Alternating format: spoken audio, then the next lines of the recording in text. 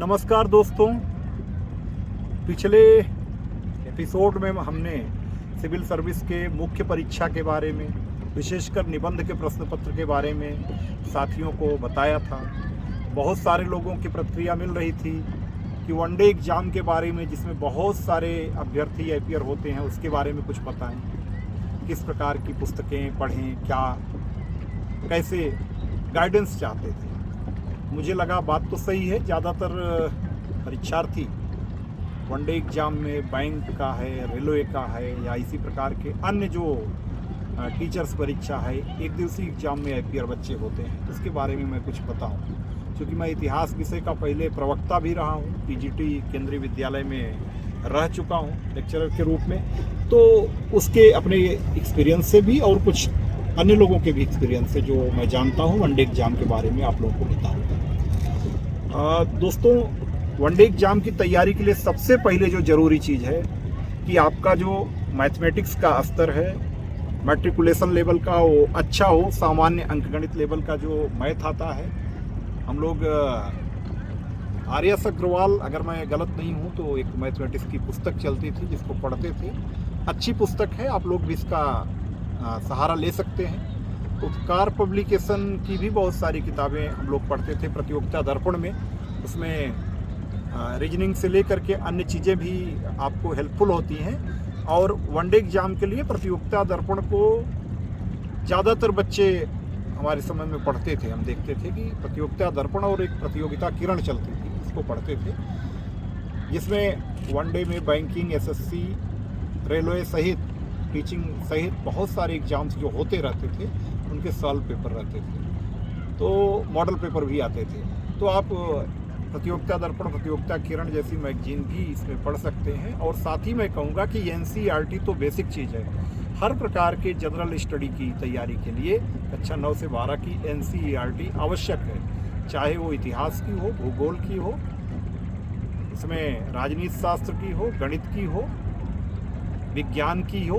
सारी पुस्तकें जो एनसीईआरटी की हैं वो मानक रूप से प्रामाणिक पुस्तकें हैं, उनको भी आप अच्छे तरीके से ज़रूर पढ़ें। इसके अलावा जो आपकी, मैंने बताया था, इंडिया 2022 इस समय जो आधिकारिक आंकड़ों वाली हमारी राजकीय पुस्तक भारत सरकार के मंत्रालय द्वारा निकलती है, उसको आप पढ़ सकते हैं। वो भी आपके लिए काफ़ी हेल्पफुल होगी। इसके साथ ही साथ रीजनिंग के लिए बहुत सारी प्रैक्टिस सेट आते हैं जो करंट में जो लोग उनमें सफल हो रहे हैं, उनसे आप पूछ करके उनको ग्रहण कर सकते हैं। मेरा मानना है, अगर तैयारी का स्तर कुछ ऐसा ही हो, इस स्तर की तैयारी हो कि आप उसमें कोई भी एग्ज़ाम दें वो निकल जाए, जीएस की तैयारी ऐसे होनी चाहिए। क्योंकि जनरल स्टडी में जब हम देखें, सीसैट भी कुछ हद तक रीजनिंग और अन्य चीज़ों को जो वनडे एग्ज़ाम में होते हैं उनको समाहित अपने में करता है। तो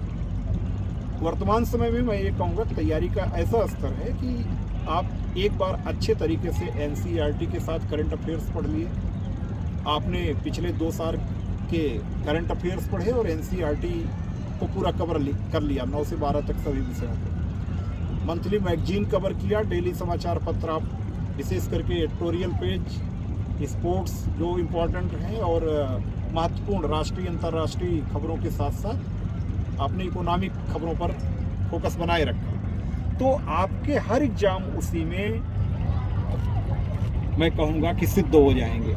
कोई भी एग्ज़ाम नहीं छूटेगा। कुछ ऐसे होगा कि एक ही साधे सब सधे, सब साधे सब जाए।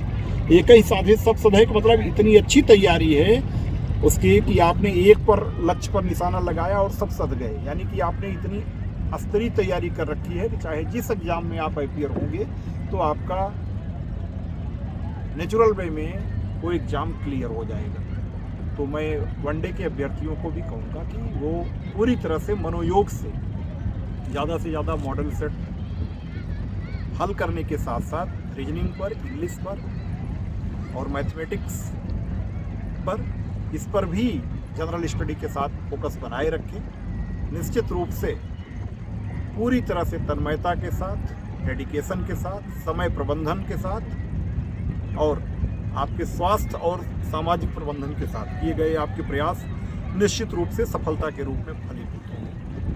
मुझे मुझे उम्मीद है निश्चित रूप से आपको हमारी इस वीडियो से जो बच्चे स्टार्टर हैं उनको मदद मिलेगी। जो लोग आगे बढ़ गए हैं वो भी ज़रूर मोटिवेट होंगे पॉजिटिवली टारगेट को अचीव करने की। कोचिंग किसी भी दशा में आवश्यक नहीं है, मेरा मानना है। अगर आप करते हैं तो आपका बोनस है, नहीं करते हैं तो किसी भी रूप में आप नुकसान में नहीं हैं। आपके अंदर डेडिकेशन है, आप मेहनत करके लक्ष्य की ओर बढ़ रहे हैं तो निश्चित रूप से आप लक्ष्य को प्राप्त करेंगे, ऐसा मेरा मानना है। दोस्तों, आप लोग दोहरा लाभ भी उठा रहे होंगे, मैं जान रहा हूँ। बीच बीच में आप लोग देख रहे होंगे, गंगा की रमणीयता भी बीच बीच में देख रहे होंगे। पूरा आसपास का जो रमणीय परिदृश्य है सायंकालीन, उसे भी देख रहे होंगे। गंगा के घाट भी बगल में अगर आप देखेंगे तो गंगा के घाट भी आपको दिख रहे होंगे।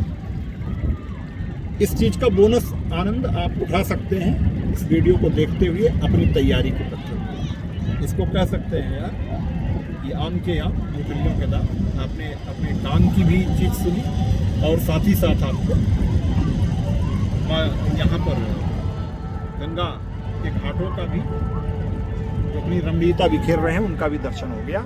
और रविवारी अवकाश के क्रम में, घूमने टहलने के क्रम में मेरा भी पर्यटन के साथ साथ आप लोगों से इंटरेक्शन का कोटा पूरा हो गया। हमने भी एक साथ तीनों काम कर लिए, यानी अपनी जो रविवारी अवकाश का लाभ उठाना था वो भी उठाया, पर्यटन भी किया और आप लोगों से इंटरेक्शन भी कर लिया। आज के लिए बस इतना ही। धन्यवाद दोस्तों। फिर कभी आप लोगों को मैं किसी अन्य विषय पर भी जिस पर आप लोग अपडेट होना चाहेंगे, विशेष करके कैरियर प्रबंधन में, समय प्रबंधन में, और कभी हम आपके तनाव प्रबंधन पर ज़रूर अपनी तरफ से कुछ बातें आपसे शेयर करेंगे, ताकि आप उन अनुभवों से लाभ लेकर अपने आप को तरोताज़ा रख सकें, हमेशा अपने को ऊर्जान्वित रख सकें, सकारात्मक रख सकें। धन्यवाद दोस्तों, नमस्कार, जय हिंद।